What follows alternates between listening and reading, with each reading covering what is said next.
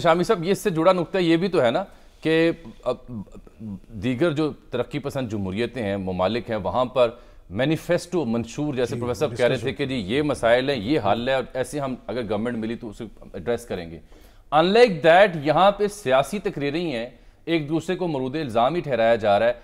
ये जमात इस्लामी का मैनिफेस्टो जब आया, किसी को पसंद हो, उनकी सियासत ना हो, उसमें तमाम तर पाकिस्तान को दरपेश चैलेंजेस का जिक्र भी था और अपने मंशूर में उसका उन्होंने जिक्र किया, हल भी तजवीज़ किया। ख़वातीन के हकूक़ से लेकर IT तक का उन्होंने जिक्र किया। क्या ये जो बड़ी सियासी जमातें हैं, नून लीग, PTI या पाकिस्तान पीपल्स पार्टी या JUIF, इनके यहाँ भी मंशूर कभी आपने देखा है? कभी उसके ऊपर इन्होंने बात किया कि जलसे में, TV पे? देखिए, जब इंतखाबात का अमल शुरू होगा तो मंशूर मेरा ख्याल है वो भी पेश करना होगा। हर जमात अपना मंशूर पेश करती है। मुस्लिम लीग नून ने भी अपना मंशूर पेश किया था, PTI ने भी अपना मंशूर पेश किया था, तब्दीली का नारा लगाया था। और पीपल्स पार्टी का मंशूर जो है तो जुल्फ़िकार अली भुट्टो साहब के जमाने से रोटी कपड़ा मकान 3 लफ्जों पे मरकूज हो गया था।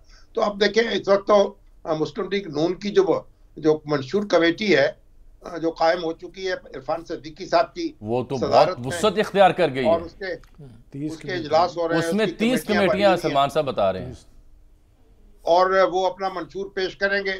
फिर उसके बाद पीपल्स पार्टी भी कुछ ना कुछ मंशूर पेश करेगी, PTI का भी होगा, मंशूर तो पेश होगा। लेकिन देखना ये चाहिए कि किस हद तक किस पार्टी ने अपने मंशूर पे अमल किया है, ये एक बुनियादी बात है। लेकिन असल में जब हमारे यहाँ प्रोसेस जो है बार बार डीरेल होता है, उसके मसाइल पैदा होते हैं। तो एक जमाने में तो तसव्वुर नहीं था कि बाप की जगह बेटा या बेटी पार्टी की क़यादत संभाल लेगी। जब कायद-ए-आज़म मोहम्मद अली जिन्ना जो थे ऑल इंडिया मुस्लिम लीग की सदारत से अलग हुए और ऑल इंडिया मुस्लिम लीग को 2 हिस्सों में तकसीम किया गया।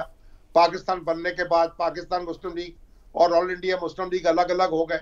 तो उस वक्त किसी ने नाम पेश कर दिया कि मोहतरमा फातिमा जिन्ना को सरबराह बनाया जाए मुस्लिम लीग का। उनका रद्द-ए-अमल तो क्या था? कायद-ए-आज़म पे शदीद गुस्से हुए उसमें, और वो तो एक तरह से इजलास से उठकर चले गए। तो ये लियाकत अली खान जब शहीद हुए, उनके बेटों का नाम किसी ने नहीं लिया, उनकी बेवा का नाम किसी ने नहीं लिया।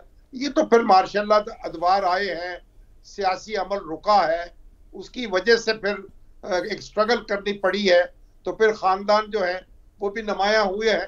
तो मेरा ख्याल जब ये प्रोसेस शुरू होगा तो आहिस्ता आहिस्ता इसकी अहमियत कम हो जाएगी। अब आप देख लें, अपने हमसाया मुल्क में देख लें, भारत में कांग्रेस तो अभी तक मौरूसी सियासत से निकल नहीं सकी, लेकिन उसके मुकाबले में जो पार्टी है BJP, वहां तो कोई मौरूसी सियासत का मामला है नहीं।